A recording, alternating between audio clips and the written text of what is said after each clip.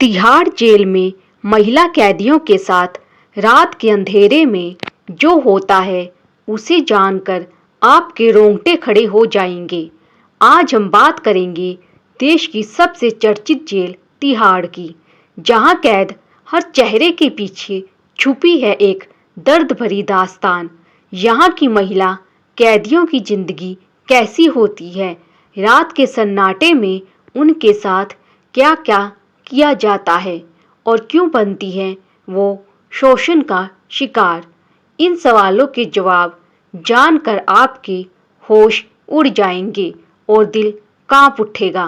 तो चलिए शुरू करते हैं दिल्ली की तिहाड़ जेल से, जो सिर्फ एक जेल नहीं बल्कि टूटे हुए ख्वाबों और बिखरी हुई जिंदगियों का मूक गवाह है। यहाँ हर दीवार, हर ईंट किसी न किसी की दबी हुई चीख का सबूत है। कोई हालात का शिकार है, कोई मजबूरी का और कोई राजनीति का मोहरा। तिहाड़ के भीतर की इन अनसुनी कहानियों को जानने के लिए बने रहिए हमारे साथ। यह कहानी एक ऐसी साहसी महिला की है जो न्याय के लिए खड़ी हुई, मंजू देवी, जो अपने जीवन में हर कदम पर संघर्ष करती रही। यह कहानी एक सामाजिक कार्यकर्ता की है जो महिलाओं के अधिकारों के लिए हमेशा लड़ती रही, लेकिन खुद एक ऐसे घोटाले का शिकार हो गई जिसमें उसका कोई दोष नहीं था।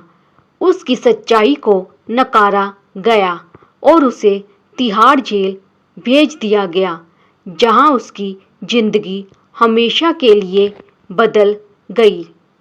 मंजू देवी को हमेशा से समाज में सच्चाई और ईमानदारी की राह पर चलने की आदत थी।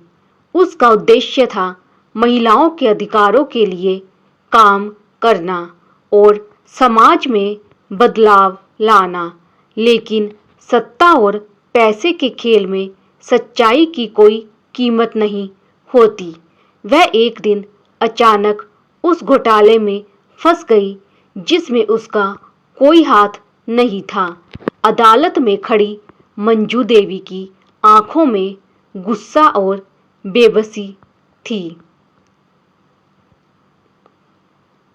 जज का फैसला सुनने के बाद उसे तिहाड़ जेल भेज दिया गया। जेल की विशाल और ठंडी दीवारों ने उसकी जिंदगी को नया मोड़ दिया।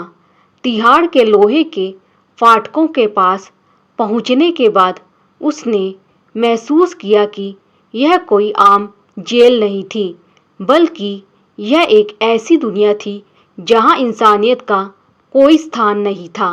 वह अपने अस्तित्व के लिए खुद को तैयार कर रही थी। जेल में जाते ही उसे अपमानजनक तलाशी से गुजरना पड़ा। गार्ड ने उसे सख्त आवाज में कहा कि वह अपने कपड़े उतारे। मंजू देवी की आत्मसम्मान को घेरते हुए यह बहुत मुश्किल था, लेकिन वह जानती थी कि यहाँ उसकी कोई नहीं सुनेगा और मजबूरी में उसने यह सब सह लिया। बैरक नंबर 6 में उसका स्वागत हुआ, जहां वह दूसरे कैदियों से मिली। वहां का माहौल बहुत ही खौफनाक था। कुछ कैदी उदास थे तो कुछ हंस रहे थे, लेकिन किसी भी चेहरे पर सच्चाई और उम्मीद का नाम नहीं था। वहीं उसकी मुलाकात संगीता से हुई, जो बैरक की प्रमुख थी। संगीता ने उसे धमकाया और कहा कि जेल में अपने समाज सुधारक तेवर छोड़ दे। मंजू ने अपनी दृढ़ता से जवाब दिया कि वह किसी की गुलाम नहीं है। इस जवाब ने एक नई लड़ाई की शुरुआत की। संगीता और उसके साथियों ने मंजू को तंग करना शुरू किया, लेकिन मंजू ने हार नहीं मानी। उसने पहली बार दिखा दिया कि अगर कोई उसे छुएगा तो वह उसे जवाब जरूर देगी। जेल में मंजू ने देखा कि कैदियों का शोषण आम था। संगीता का गिरोह ड्रग्स, ब्लैक मार्केटिंग और अन्य अवैध गतिविधियों में लिप्त था। जेल के कुछ अधिकारी भी संगीता का समर्थन करते थे और पूरी जेल में यही अराजकता फैली हुई थी। एक दिन उसने देखा कि निर्मा नाम की कैदी को जबरदस्ती ब्लैक रूम में ले जाया गया, जहां से उसकी चीखें बाहर नहीं आती थीं। इससे मंजू को यह एहसास हुआ कि जेल के भीतर कुछ ऐसा चल रहा था जिसे किसी को जानने की इजाज़त नहीं थी। मंजू ने इस सब के खिलाफ आवाज़ उठानी शुरू की। उसने फैसला किया कि वह जेल प्रशासन के भ्रष्टाचार को उजागर करेगी। वह जानती थी कि यह लड़ाई आसान नहीं होगी, लेकिन उसके लिए यह लड़ाई अब सिर्फ उसकी नहीं थी, बल्कि उन सभी महिलाओं की थी जो तिहाड़ में अन्याय का शिकार हो रही थी। मंजू ने कैदियों को एकजुट किया और भूख हड़ताल की शुरुआत की। यह हड़ताल धीरे धीरे पूरे तिहाड़ जेल में फैल गई। गार्ड और प्रशासन को यह बात समझ में आ गई कि अब मंजू देवी से निपटना आसान नहीं होगा। जेल प्रशासन ने संगीता से कहा कि उसे मंजू को रोकना होगा। संगीता ने अपनी चाल चली और एक महिला कैदी के सामान में ड्रग्स रखवा दिए ताकि मंजू को उस मामले में फंसा दिया जाए। यह झूठी साजिश सफल रही और मंजू को अंधेरे कोठरी में डाला गया, लेकिन मंजू ने हार नहीं मानी। उसने अपने जज्बे से ये साबित कर दिया कि अगर किसी में हिम्मत हो तो वह दुनिया की कोई भी ताकत नहीं रोक सकती। मंजू का संघर्ष खत्म नहीं हुआ।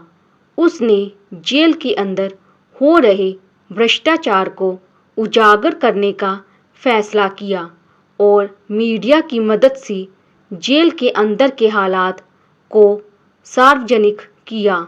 मीडिया में खबर फैलते ही तिहाड़ जेल प्रशासन की नींव हिलने लगी।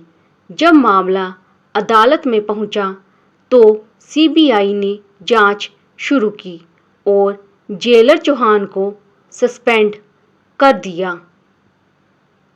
अंत में मंजू को निर्दोष घोषित किया गया और उसे जेल से बाहर निकाला गया।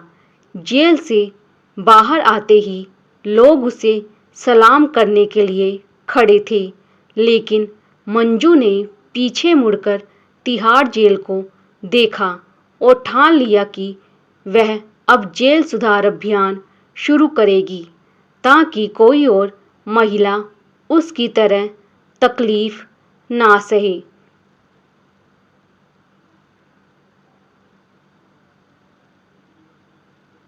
सीख नंबर 1, अन्याय के खिलाफ खड़े होने का साहस रखें। मंजू ने जेल में हो रहे अन्याय और शोषण के खिलाफ आवाज उठाई, भले ही वह अकेली थी। नंबर 2, सत्य की हमेशा जीत होती है। भ्रष्टाचार कितना भी मजबूत क्यों ना हो, सत्य हमेशा विजयी होता है। नंबर 3, एकता में शक्ति है। जब तक कैदी एकजुट नहीं होते तब तक उनका विरोध व्यर्थ था, लेकिन जब वे एकजुट हुए तो तिहाड़ जेल हिल गया। नंबर 4, डर के आगे जीत है। मंजू ने बार बार धमकियां झेली, मारा गया, लेकिन उसने हार नहीं मानी और अंत में अपनी लड़ाई जीत ली। यह कहानी हमें यह सिखाती है कि अगर हम अपने सत्य और सिद्धांतों के प्रति दृढ़ रहें तो कोई भी ताकत हमें अपने लक्ष्य तक पहुंचने से रोक नहीं सकती।